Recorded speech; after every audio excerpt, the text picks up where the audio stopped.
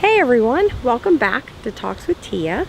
I'm going to continue what I was sharing a little bit on, but this time I've chosen one particular plant, and that is lemongrass. I love to use it to cook in my kitchen, to flavor Thai foods or any sort of exotic foods. I also use it to make tinctures. And in the tinctures, I will cut the fresh clippings and stuff it in a jar, top it off after I've infused the glass with lemongrass Vitality.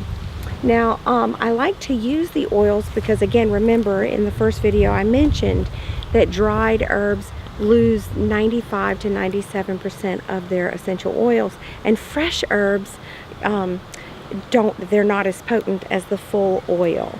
So it's really powerful to use these. So I'll use the fresh herb with cooking. I'll use the Vitality lemongrass in a veggie cap or with flavoring to enhance the flavored foods that I'm making in case this isn't in season, because as you can see, it's just now waking up from the winter.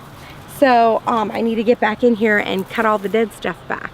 So during those seasonal months when it's not as lively as it's becoming right now during the spring, I'm even extra thankful for the lemongrass Vitality. Lemongrass Vitality is wonderful for supporting ligaments and muscles, and that I use it especially for supporting my digestive system, hilariously enough. I use the other lemongrass. We have the Vitality line, and then we have this one, and this is the one that I use to purify the air or to apply topically if I've done a really tough workout, and I'll just put it in, like a teaspoon of it in a carrier oil, and massage it on my calves or legs or whatever's achy. Now I will tell you that lemongrass is really good to use with a carrier oil, because if you look at the plant itself, I always tell people our plants speak to us. So lemongrass on its own has a little bite to it. It's very similar to sawgrass, the actual texture of it.